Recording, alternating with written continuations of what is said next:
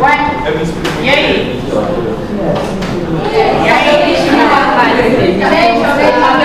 Cadê o Ricardo?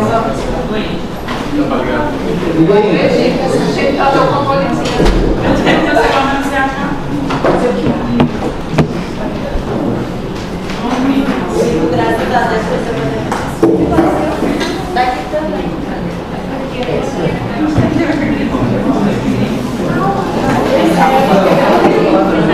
Ah, não, mas é...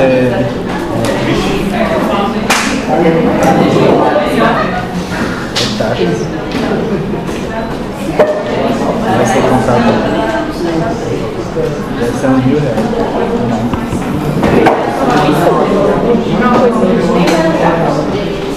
Sabe que eu não já os cartões assim? As baixas lá do cartões assim. Agora eles estavam na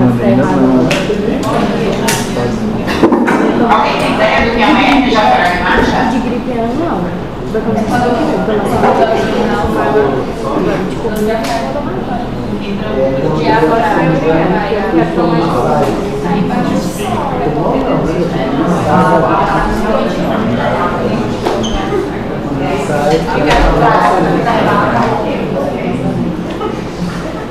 Tá. É que é mais fácil ter em mente, é mais fácil ver hérnia de hiato, que é uma hérnia, um tipo de hérnia diafragmática, assim,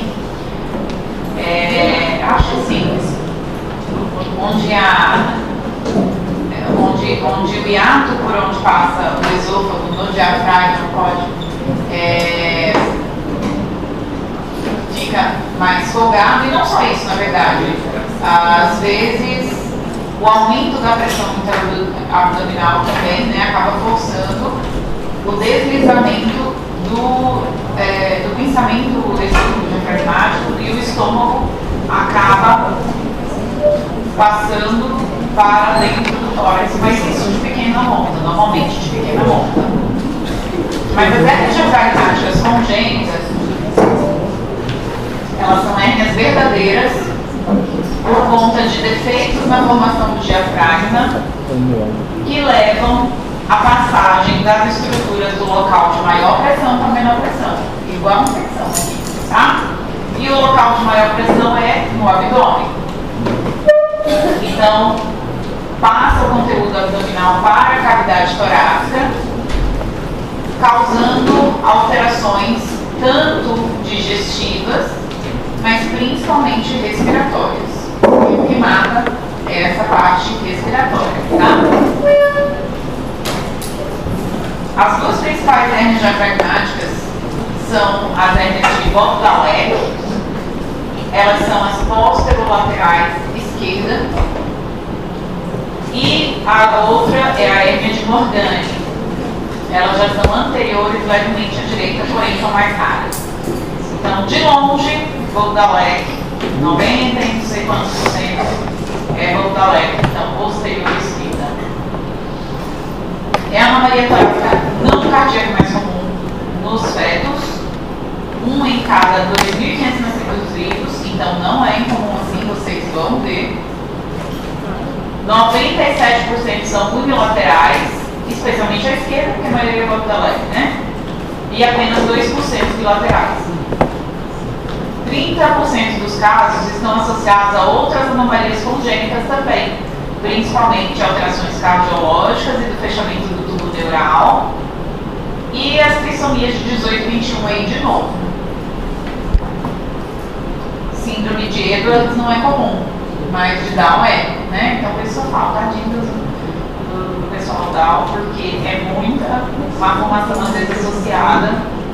A gente sabe que eles são, às vezes, cardiopatas, tem a questão do Cushing por conta do corticoide que eles acabam muitas vezes precisando usar, e eles têm muitas outras patologias que a gente normalmente desconhece, né? Como que acontece isso? Então ali a gente está vendo o nosso embriãozinho, ali o ponto cefálico do embriãozinho e o broto cardíaco. O amarelinho seria o intestino primitivo anterior, médio posterior, que tem aquela comunicação com a cavidade vitelínica, que seria intestino primitivo, né? E comunicação com o cordão umbilical. Cortando mais ou menos ali, ó, aquela linha vermelha, está mais ou menos cortando a altura do broto diafragmático. E aí mostra que para a 8ª a 10ª semana de gestação, tórax e abdômen é uma coisa só, um vão só. Chama canal pleuroperitoneal, é uma coisa só. Conforme os órgãos vão se desenvolvendo, esses septum transversos é como se o bebê, nessa imagem do meio, o dorso está para cima e o abdômen está para baixo, né? Então o azulzinho lá é o futuro broto do sistema nervoso central, da coluna, os brotinhos dos vasos da aorta ali, e o tubo digestivo, esôfago passando ali no meio do caminho, esôfago e estômago. E o septum transverso é a porção fibrosa que dá origem à porção anterior do diafragma, e os canais pleuroperitoneais são esses vãos aí, são orifícios, onde a porção muscular, que tem uma origem periférica, a partir dos arcos costais, vão fechando e fundindo ao redor ali daquelas estruturas que ó, já modificaram de posição, grandes vasos, aorta, cava e a passagem do esôfago, até que se funde bonitinho e forma o diafragma normal até a 10ª semana de gestação. Como eu falei para vocês que o orgânico é anterior, provavelmente o orgânico, o defeito é na porção ali anterior do septo transverso.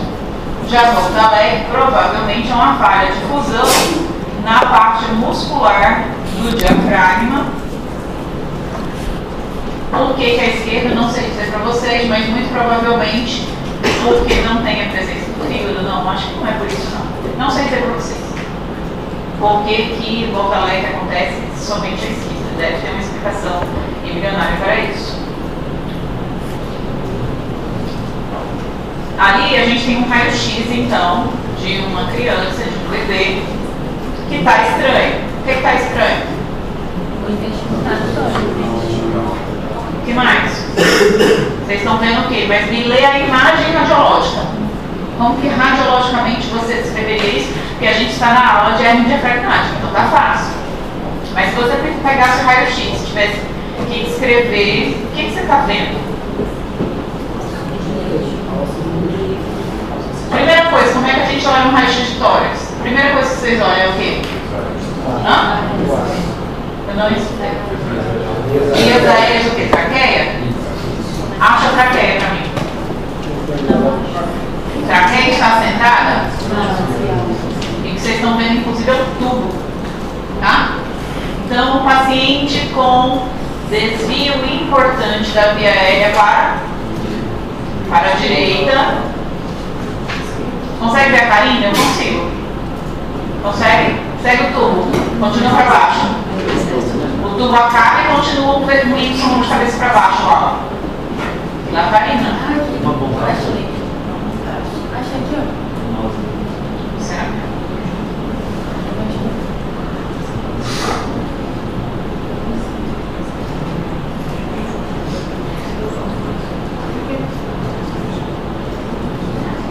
E agora, como é que eu faço?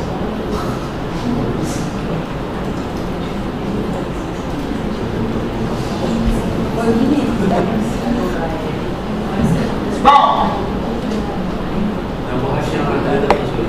aonde? Pega na caneta. É não. Na caneta, volta. Pega na caneta mesmo. Não, Na caneta, lá em cima. era só. Aí, a borracha. Terceira é borracha.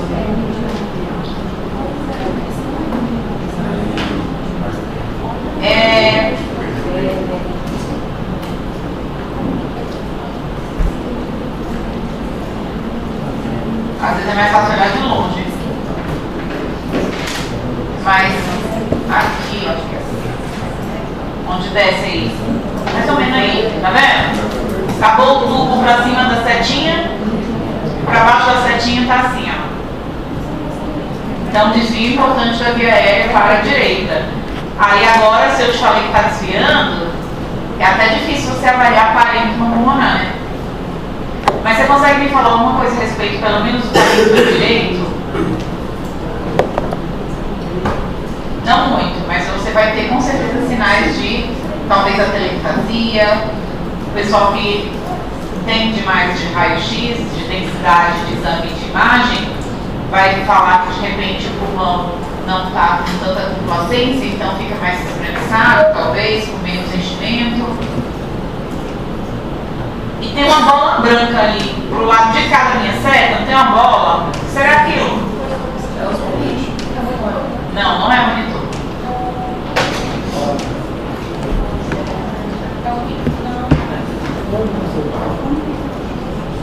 E aí, o que é?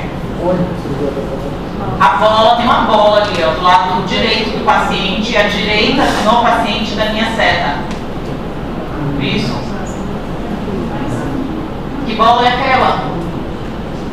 É para ter alguma bola parecida com isso em algum lugar do tórax normal? É sim. Hã? A aorta. Não tem um desvio importante? A aorta também desviou. Ali é a imagem da aorta que está desviada num corte assim. Normalmente a gente vê ela assim no perfil. Só que vocês têm que entender que houve um desvio importante. Então pode ter, a aorta pode ter girado. Cadê o coração?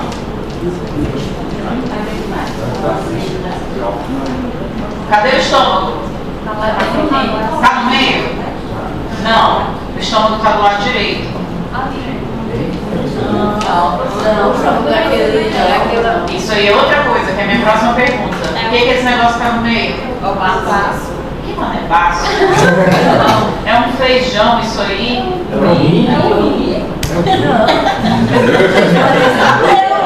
Desse tamanho? Ah! Por quê?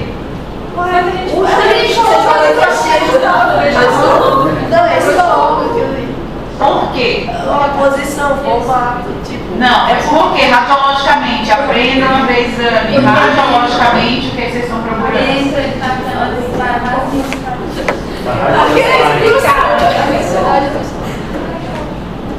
Não é que a densidade, gente, mas não é A. Vocês não estão me dizendo que aquelas bolinhas ali é intestino? É rádio transparente? Baço e fígado? Olha a cor do fígado.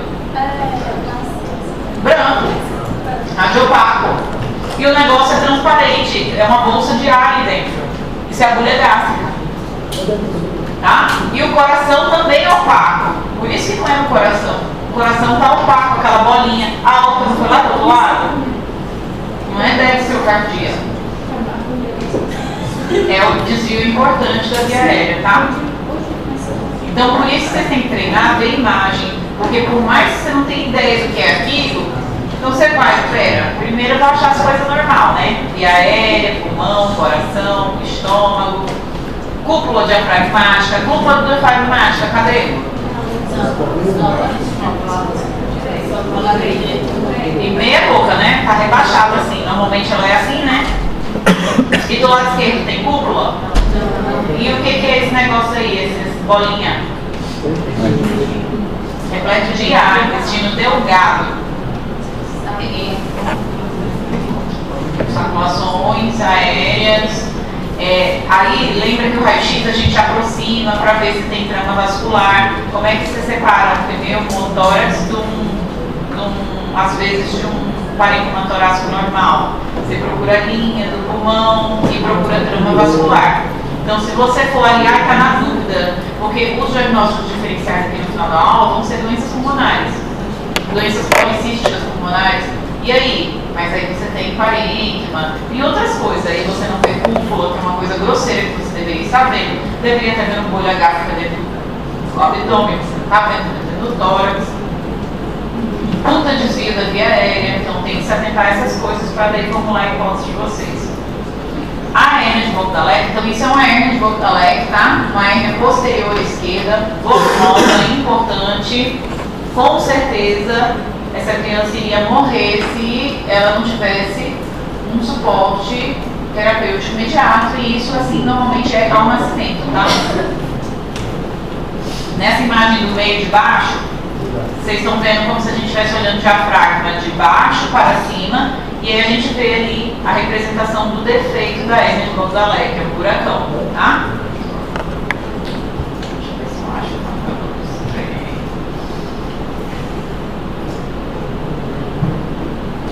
Laser point.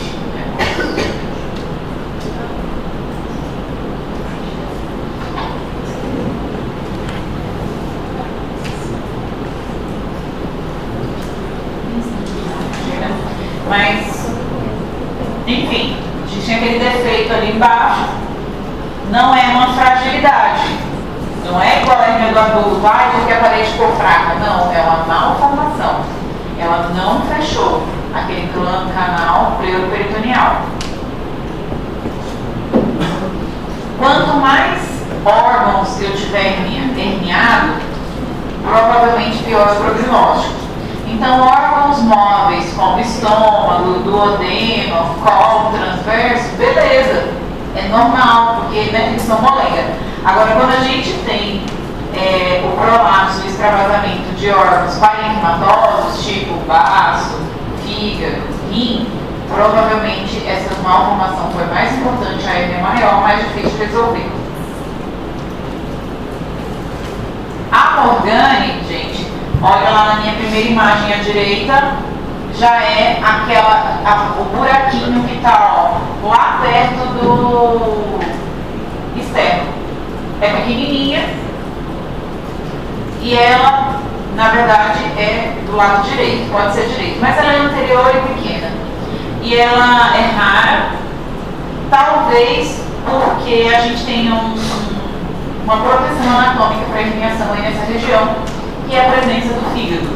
O fígado acaba tamponando, o fígado ele não fica somente à direita, ele acaba passando ali a linguinha dele lá no diafragma e tampona esse orifício da hérnia de Morgane, e por isso que muitas vezes pode ser diagnosticada no adulto e não na criança. E por conta dessa posição anatômica dele, normalmente apenas estômago está herniado. Em casos mais importantes, aí sim, você pode ter herniação do fígado, do intestino delgado, enfim, as outras coisas. Muitas vezes ela passou despercebida e os sintomas podem aparecer depois de uma infecção digestiva, de um episódio de tosse aguda, alguma coisa que tenha aumentado a pressão intra-abdominal para forçar essa víscera a achar o buraco da Morgane em direção ao tórax, tá? Então vocês veem que essas imagens já são de adultos. E aí vai lá, lê o raio-x. O que tem nesse raio-x escrito? Via aérea, está centrada? Tá. A venda é alta, o coração está no lugar? Parede pulmonar, tá ok? Tá um pouco escurecido, né? Mas beleza. As compas diafragmáticas estão no lugar? Sim. E o que está estranho então?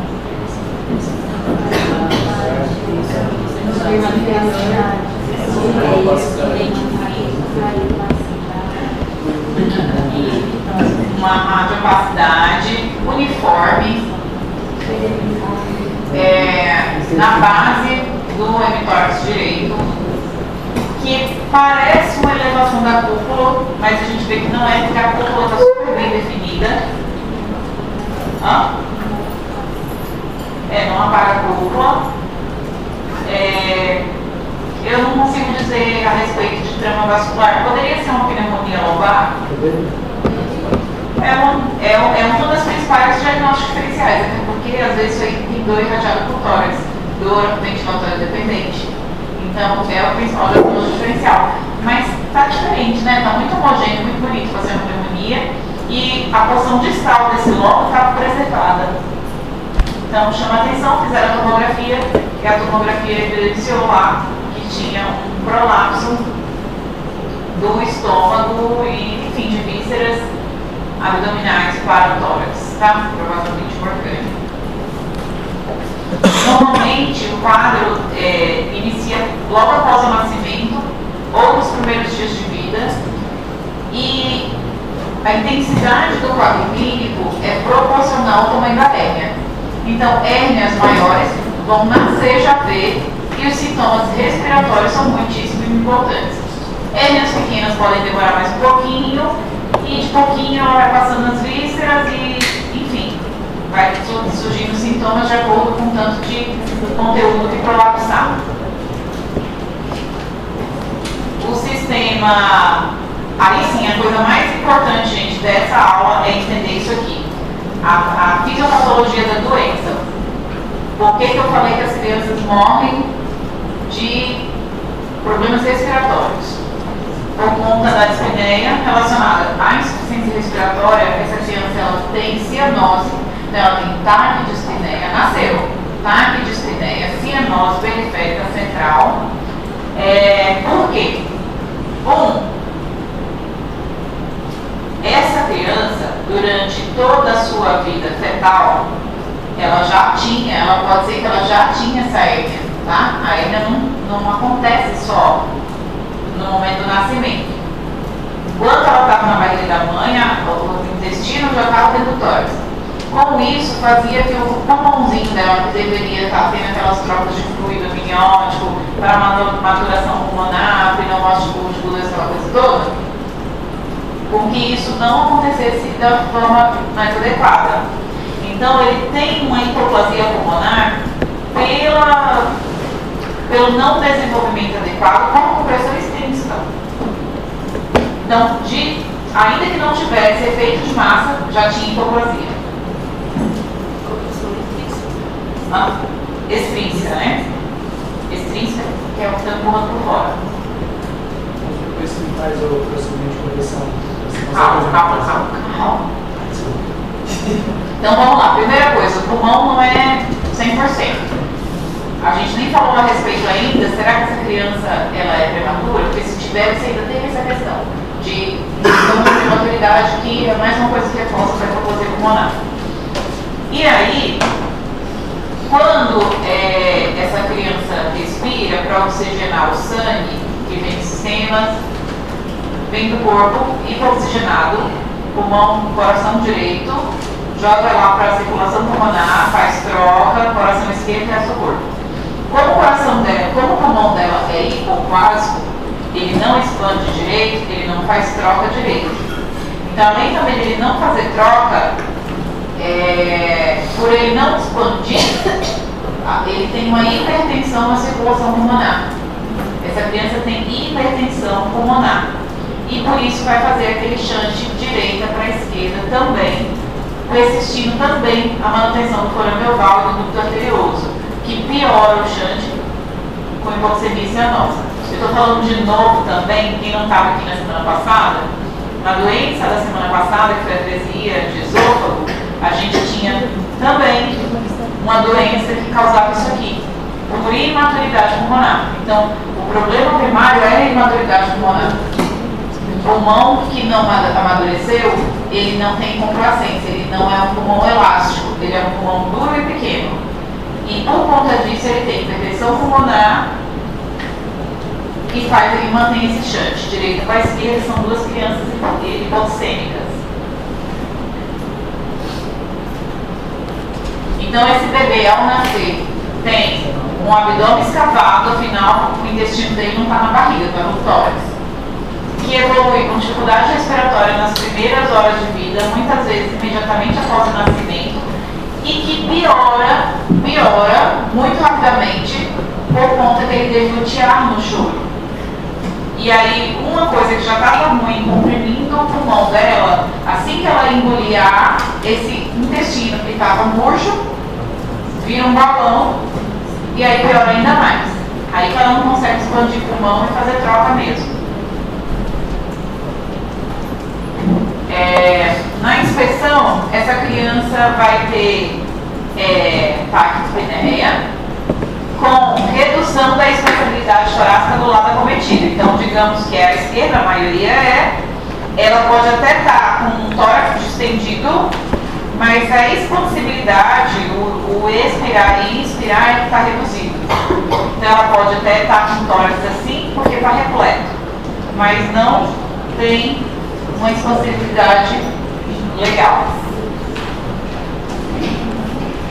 Eu vou ter, na ausculta, redução ou ausência do murmúrio vesicular, obviamente. Se Se o tórax inteiro está repleto de intestino, eu não vou ter murmúrio em canto nenhum.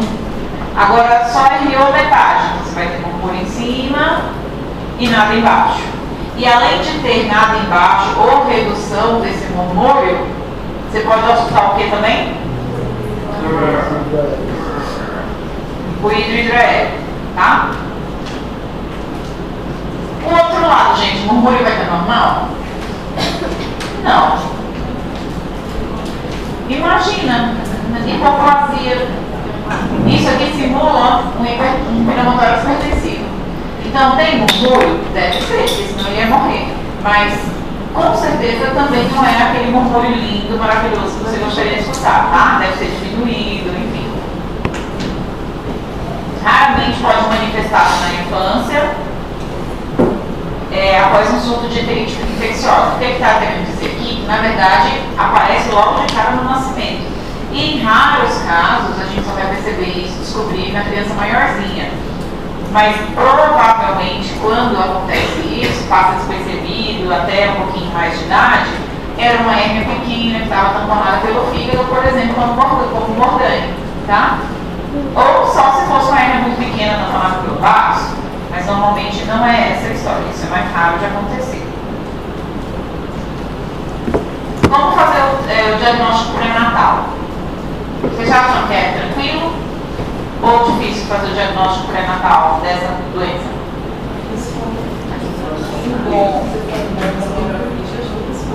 E aí, o que vocês acham?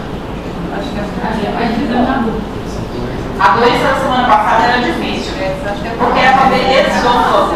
Ora, eu consigo fazer ultrassom em esôfago? Nem no adulto, que em geral não dói dentro da barriga da mãe. Esse aqui não.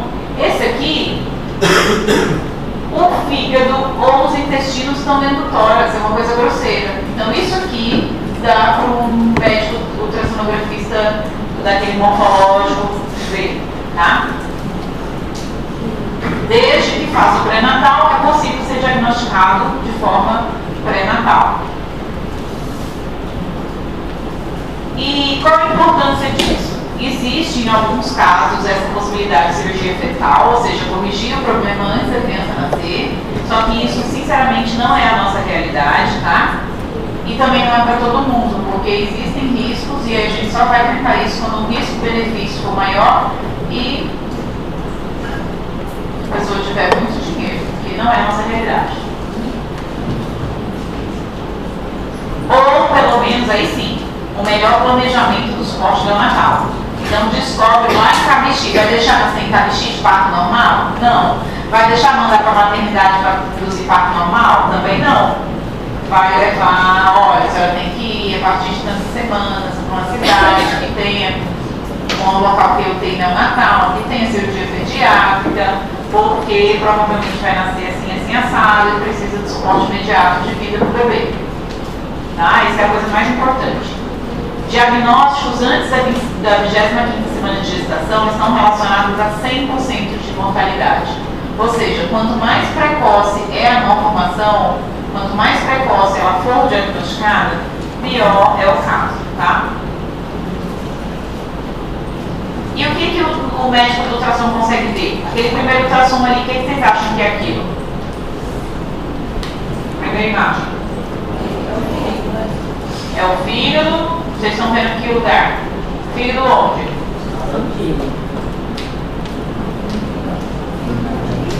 Vocês estão vendo o moleque de que jeito?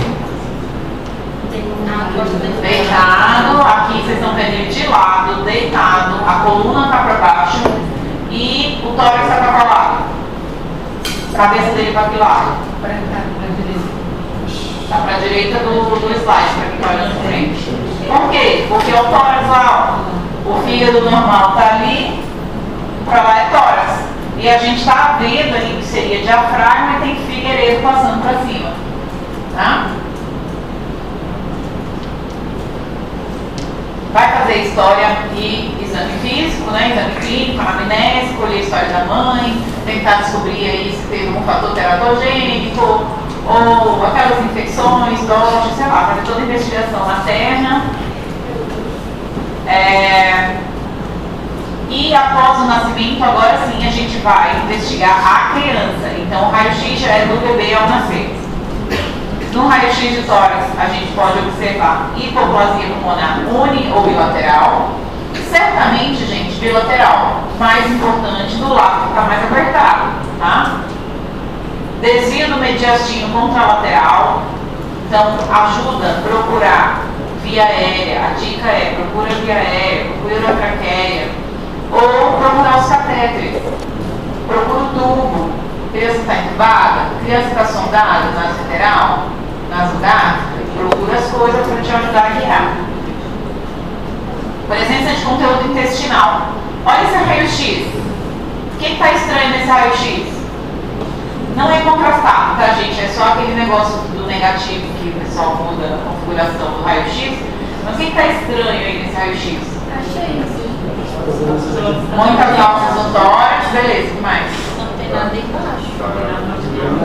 Tá tudo branco na barriga, ou seja, capacidade abdominal, essa barriga está negativa, porque está tudo dentro do tórax.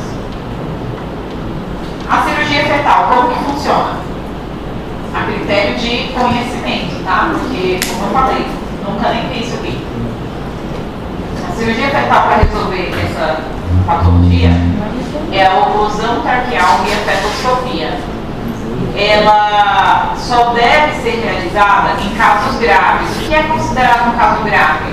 Aquele caso que foi observado no embrião, no feto, envolvimento de fígado herniado ou diagnóstico antes de 27 semanas. Ou seja, lembra que eu falei que menor que 25 é morte certa? Entre 25 e 27 é altíssimo risco. Então, nesses casos, a gente tem uma chance de perda fetal muito grande. Então, vale o risco de tentar a cirurgia fetal.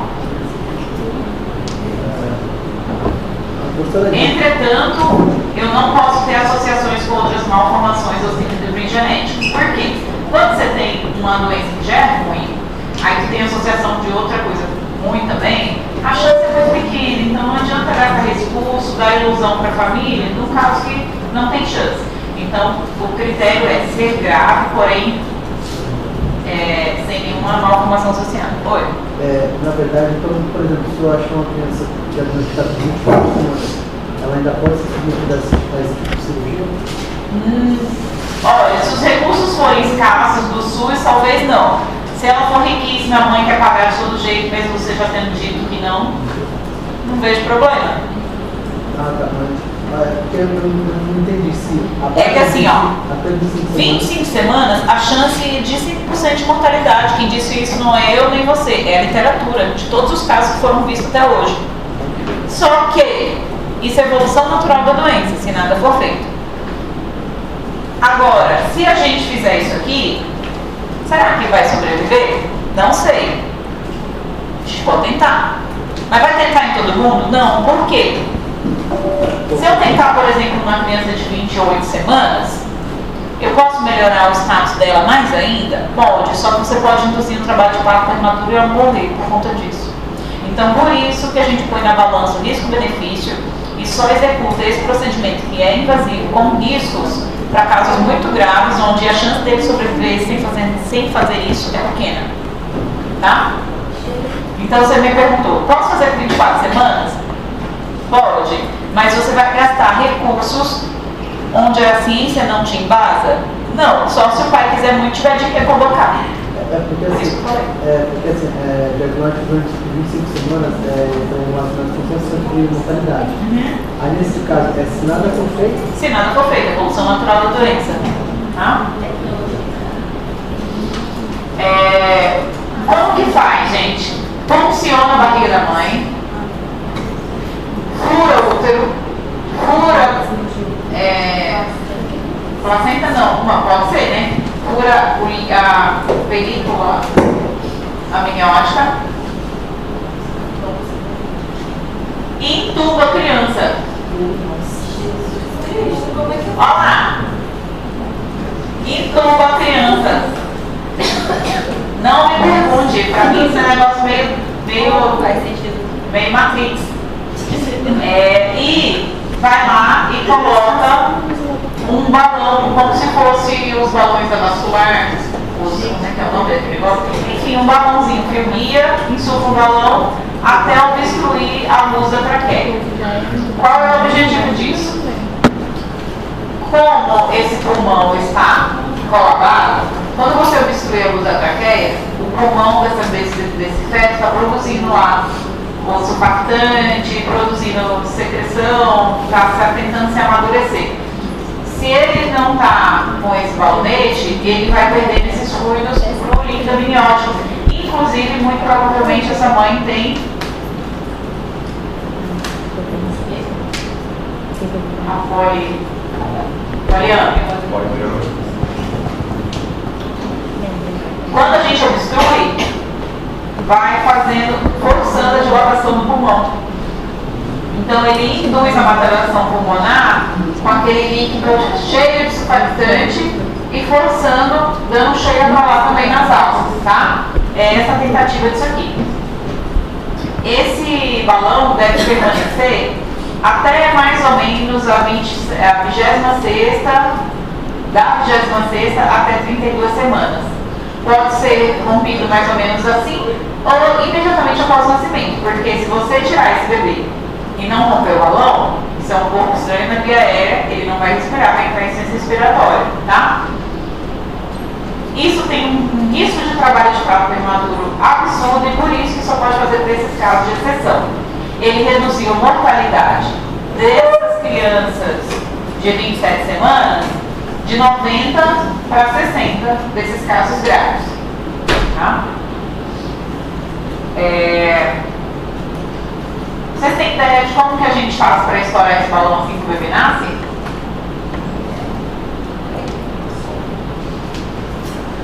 Deveria entubar de novo e ir lá e furar, né?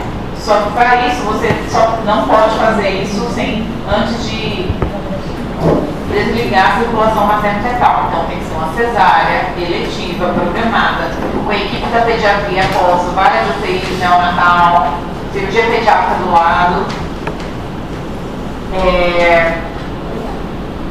Começa a cesárea, tira o bebê só a metade da cabeça para fora, para não ter risco de descolamento da placenta.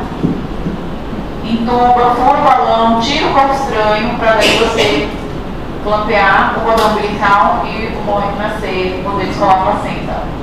Eu participei de uma cirurgia na vida só, parecida com essa. Não era disso, era parecida. Chama ESIT. É a sigla que eu não lembro agora o que significa. Mas eu não sei se eu já falei, toda vida eu conto. O chefe da laringe, uma vez, gente, os docentes da USP não entram em cirurgia com a gente, tá? Eles são os deuses do Olimpo, são só docentes. Então, talvez eu tenha entrado em 3 cirurgias com chefes, quando os contratados, os outros médicos réis mortais estavam de férias, alguma coisa assim. E aí um dia chegou o chefe da laringe pra mim, eu era R4. R4 não, tipo, traqueostomia não é coisa de R4. Traqueostomia é coisa do R3 junto com R1, R2 de cirurgia. Ele vai ali fazer uma traca. Aí eu olhei, o quê? Uma traca? O senhor está me chamando para eu, junto com o senhor, fazer uma traca? Não. Deve ser do presidente, né? Aí ele não falou nada, bora lá. Aí entramos no centro cirúrgico, cheguei no centro cirúrgico com a brochura, 20 obstetras, 50 pediatra. Que diabo estava acontecendo aqui? Aí eu virei para me falar, era uma criança com um tumor cervical. Lembra da aula de anomalias cervicais? Eu contei já essa história, você está me deixando contar de novo. Ai, parecendo feio. Mas lembra, é isso aqui. Tira o bolão, solta a metade, circulação materno-fetal mantida, é a mesma coisa. Aí eu sabia, sempre sei. Porque é tão legal. Isso aí. Vocês também não lembram, eu estava dormindo na aula passada, na aula da edição. Eu dormi, o pai estava junto,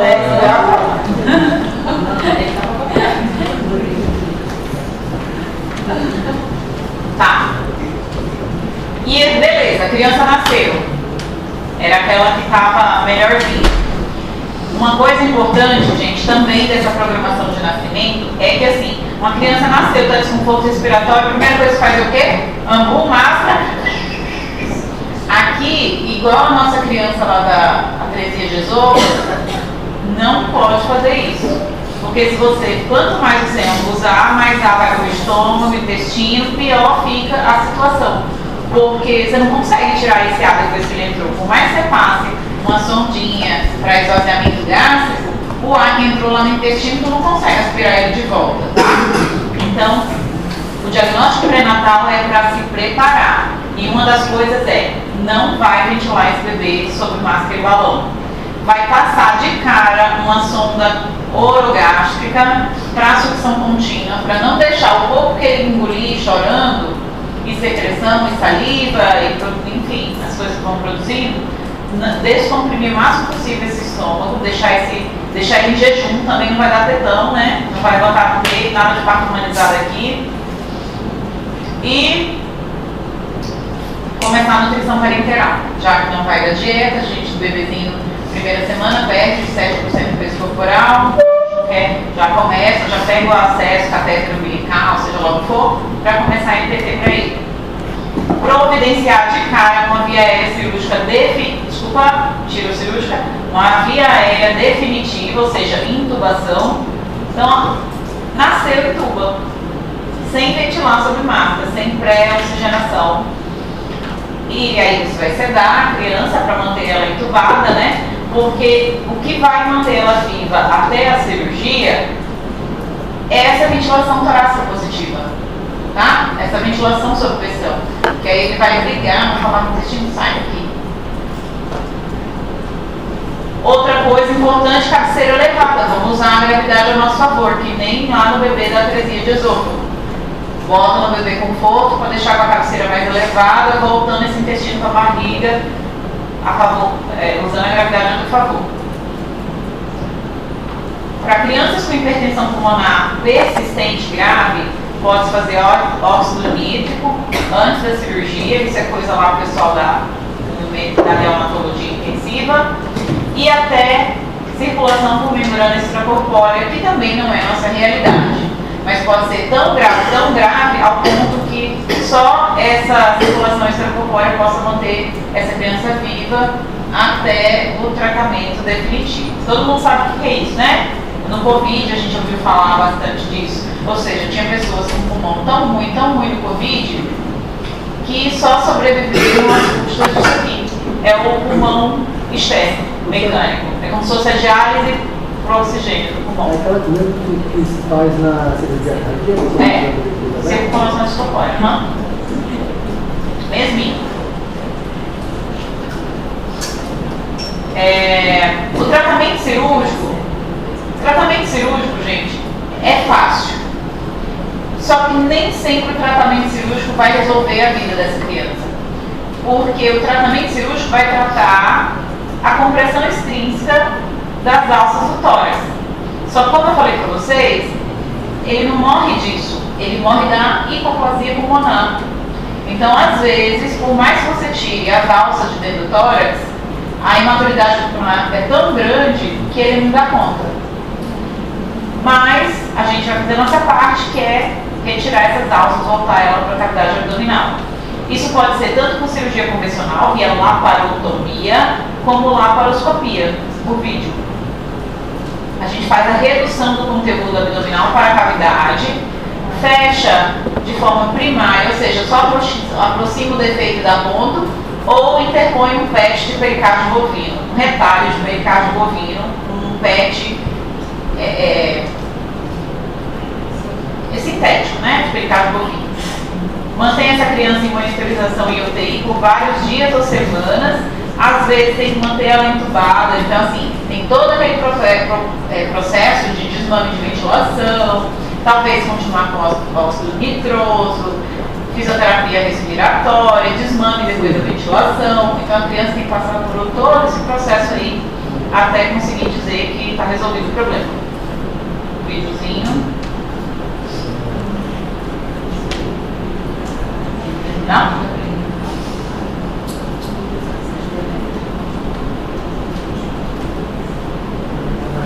Será que saiu ou é a internet?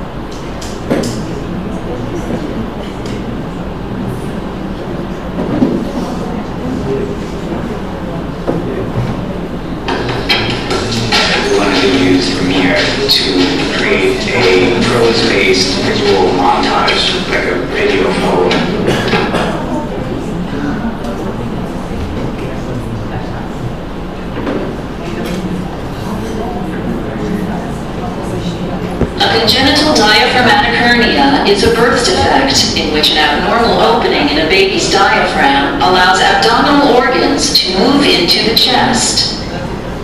The diaphragm is a large dome-shaped sheet of muscle that separates the chest from the abdomen. When the baby breathes in, the diaphragm and outer rib muscles contract, expanding the chest cavity. This expansion lowers the air pressure inside the chest, creating a pressure change that causes air to rush into the lungs. When the baby breathes out, the diaphragm relaxes and the inner rib muscles contract, reducing the size of the chest cavity. This reduced size increases the air pressure inside the chest, forcing air out of the lungs. For unknown reasons, the diaphragm in some babies doesn't develop completely before birth, resulting in an opening between the chest and abdomen. The most common location for this opening is on the left side of the diaphragm, near the back. The baby's abdominal organs can push through or herniate through this opening in the diaphragm and compress the lungs. As a result, the lungs do not develop fully, causing the baby to have significant trouble breathing right after birth. Before the operation, the baby will be given general anesthesia to put him or her to sleep for the entire operation. A breathing tube, inserted soon after birth through the nose or mouth and down the throat, will continue to help the baby breathe during the operation. Usually, the surgeon will make an incision under the ribs on the left side. Next, the surgeon will carefully move the abdominal organs from the chest back to their normal place in the abdomen. If the hole in the diaphragm is small, it will be closed with sutures alone. If the hole is too large or there isn't enough muscle to close it, a patch will be sewn over it. Finally, the incision will be closed with dissolvable sutures or closure tape dressing. After the operation, the baby will be taken to the neonatal intensive care unit for monitoring. A mechanical ventilator machine will help the baby breathe for a few days or several weeks. Pain medication will be given. The baby may continue to receive antibiotics through the IV. The hospital stay may last for weeks or months, depending on the size and condition of the baby's lungs. If a patch was used, the baby's growth will need close monitoring because the patch doesn't grow and may start to pull away from the hole.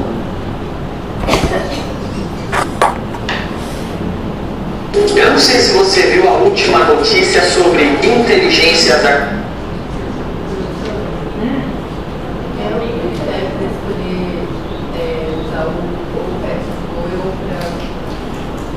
Se dá ponto direto ou botar o patch, tamanho do buraco.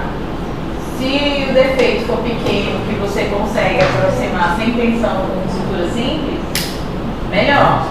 Agora, às vezes o defeito é muito grande e você não consegue. Aí você tem que pôr alguma coisa e eles usam um PK de bovino.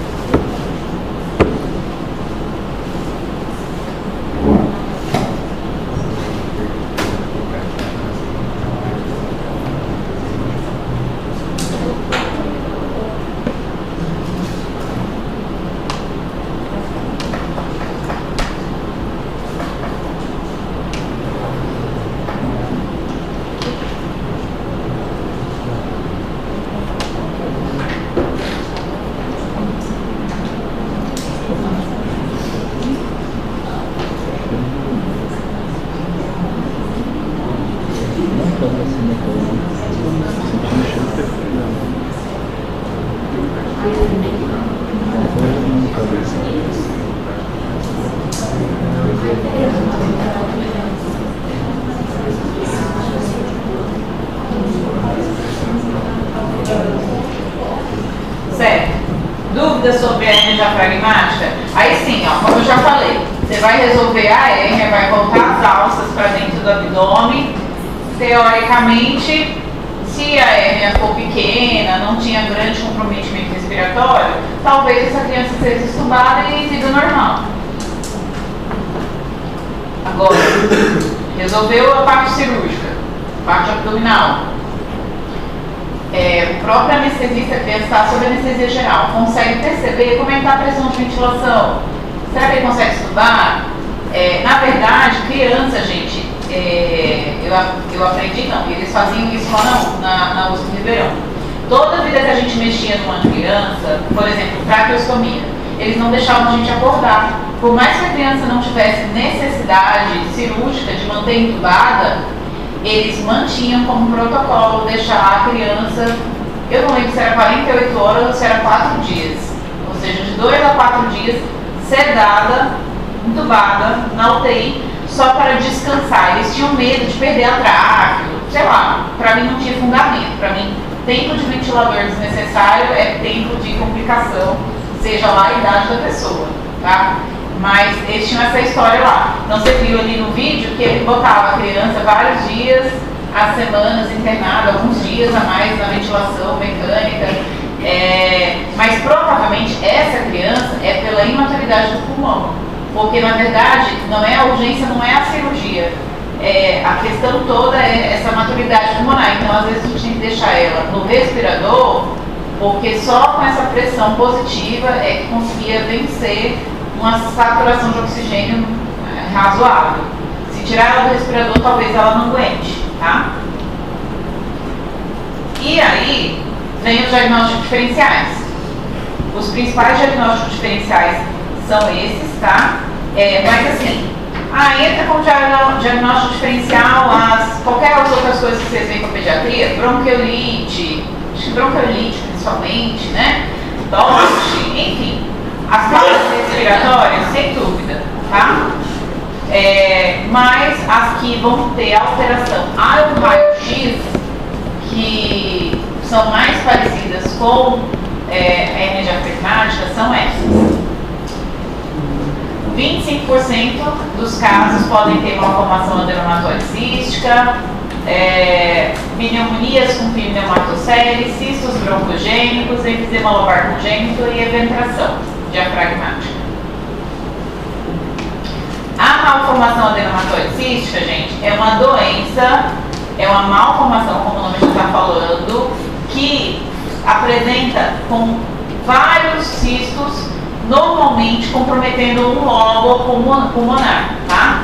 Ela tem esses tipos ali, tipo 1, tipo 2, tipo 3, que vai de macrocistos a microcistos, que quanto mais macro, parecem cistos dentro do pulmão. Então esse raio-x ali na região que tem as setinhas amarelas, você fica na dúvida, será que é uma hernia diafragmática parcial que está empurrando o coração lá para o outro lado? Ou seria outra coisa? Então o que ajuda a diferenciar é que provavelmente a agulha gástrica está no lugar certo, está na parede abdominal, você tem a presença, a setinha azul, a cúpula diafragmática também está posicionada, mas é uma das doenças que talvez seja mais diferente e suspeita, assim, na imagem, na clínica, com a hernia diafragmática congênita, tá? Entretanto, quanto mais microcístico, mais ela parece, ela se assemelha, ela simula um tumor. Essa doença microcística, que é aquela tipo 3, você já não vai ter essas imagens alveolares, você já vai ter uma imagem que parece mais um fígado, mas a gente tem que lembrar que pode ter fígado também prolapsado. E ela também tem sintomas sistêmicos, como hidrópsia fetal, por conta da secreção produzida por esse pseudotumor. Essa doença, essa malformação, ela secreta substâncias que causam essas alterações sistêmicas, tá? É uma proliferação anormal e descontrolada dos bronquíolos terminais, suprimindo o desenvolvimento da função alveolar ao redor. Elas podem se comunicar, elas se comunicam com a árvore traqueobrônquica, e a gente sempre vai trazer isso, comunica ou não comunica? O comunicar significa que há troca de secreção, então você pode sempre infectar, tá? Ou secretar alguma substância para dentro da árvore traqueobrônquica, ou sofrer variações de pressão de acordo com a ventilação de pressão, com a pressão de ventilação. Então, entubou a criança, isso aqui pode piorar. Se você está jogando pressão positiva dentro desses macrocistos. Elas causam sintomas logo ao nascimento, com desconforto respiratório e aprisionamento do ar, causando a atelectasia dos lobos pulmonares adjacentes. Então, vai simulando um pneumotórax hipertensivo, por aprisionamento de ar nesses bronquíolos terminais dilatados, tá? Os cistos broncogênicos, eles já são anomalias broncoalveolares oriunda da permanência de tecido daquele intestino primitivo anterior. Isso aqui, para mim, me lembra muito um cisto branquial ou um cisto tireoglosso. Lembra que era o branquial tireoglosso? Resquício embrionário do tecido que era para ter desaparecido e não desaparecer, formou um cisto. É isso aqui, só que no pulmão, tá? Eles normalmente podem ser intrapulmonares, mas eles normalmente são mais mediastinais, mais próximo à árvore traqueobrônquica principal. E não tem comunicação com a árvore traqueobrônquica. Então, eles ficam repletos, podem, inclusive, aquele ali que a gente está vendo é de ar, né? Você vê como se fosse uma grande pneumatocele, uma grande loja aérea, mas única, bem delimitada, não tem nada associado. Ela não troca mudança de pressão com a ventilação, então não sofreria interferência da ventilação mecânica. O problema é que ela pode causar obstrução extrínseca, porque ele pode ir ficando repleto também e causar obstrução, por exemplo, da traqueia e do esôfago. Essa que a gente está vendo está bem no ápice do lobo superior direito. Mas e se ela tivesse um mediastino com esse mesmo volume? É como se fosse uma bexiga cheia. Então pode começar a cumprir bronquifronte, traqueia, esôfago por efeito de massa. E ele também pode ter translocação bacteriana e que nem o cisto branquial. Por isso que a gente indica cirurgia quando diagnostica um cisto branquial, risco de infecção e até malignização secundária, tá? Mas isso aqui é benigno, você tem tempo e normalmente isso aqui é achado de exame, tá? Eu já vi alguns raros casos de pacientes que fizeram pneumotórax espontâneo. Alguém já ouviu falar? Por rompimento de aqui. Então isso aqui, um belo dia, rompe, uma forma, comunicou a via aérea e pode... Teve um paciente que eu peguei jovem uma vez, que fez pneumotórax espontâneo, pós-crise de tosse, aí foi ver o pulmão dele, tinha vários cistos broncogênicos, tem que drenar o tórax e depois indicar pneumectomia segmentar para tirar esse cisto aí. O enfisema lobar congênito, ele já é uma hiperaeração e hiperdistensão após o nascimento de um ou mais lobos do pulmão que são histologicamente normais. Normalmente acomete os lobos superiores, principalmente o esquerdo, e o problema é que esse lobo que dilata demais causa atelectasia dos lobos adjacentes e até contralateral, podendo causar desvio do mediastino, rebaixamento da cúpula diafragmática e o grande problema, clinicamente, ele simula um pneumotórax hipertensivo, só que ele é um pneumotórax hipertensivo intrapulmonar, não é problema na pleura, não tem ar na pleura. O dreno de tórax vai resolver? Não. E aí, esse é o jogo dos 7 erros. Drenou o tórax ali, ó, drenou o tórax lá dentro do tórax, resolveu? Não, porque não era esse o problema, tá? O problema é intraparenquimatoso. Os sintomas são percebidos já ao nascimento ou os primeiros meses de vida, crianças com infecções respiratórias de repetição. Como diagnosticar isso aqui? Essa criança está entubada, tá vendo o tubo lá em cima? E mesmo assim está com uma puta.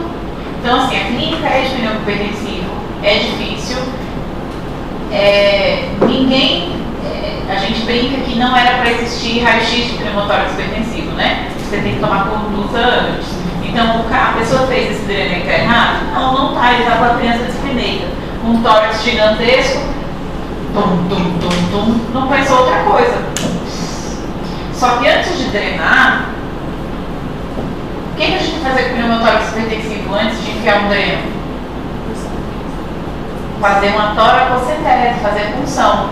Então, talvez ele não confiou, talvez ele tenha até feito, mas quando você faz a toracocentese, a pessoa melhora fisicamente na hora. Então, deveria talvez ter chamado a atenção desse colega que, se ele fez a toracocentese, não melhorou. Por quê? Porque não era pneumotórax hipertensivo. Mas assim, a gente não julga mesmo assim, tá? Porque pelo sim, pelo não é melhor um dreno que tem um atraque. O dreno não mata, a gente assim espera, mas o dreno não mata. Só não vai resolver porque o problema é em outro lugar, não na pleura. E a eventração, gente? A eventração é a elevação anormal da cúpula diafragmática, tá? Que pode ser tanto por hipoplasia do músculo como por alguma lesão do nervo frênico, ou uma denervação ou alguma malformação do nervo. Quando é hipoplasia muscular, essa falha pode ser parcial ou total durante aquela fase de migração. E o nervo normalmente está relacionado a lesões do parto ou cirurgias cervicais ou mediastinais prévias. Então, sei lá, a criança foi submetida a uma cirurgia cervical, tinha um tumor costela cervical, ou esses tumores grandes, ou tracostomia, enfim, alguém foi lá e lesou o frênico dela. Então, ela vai ter uma eventração.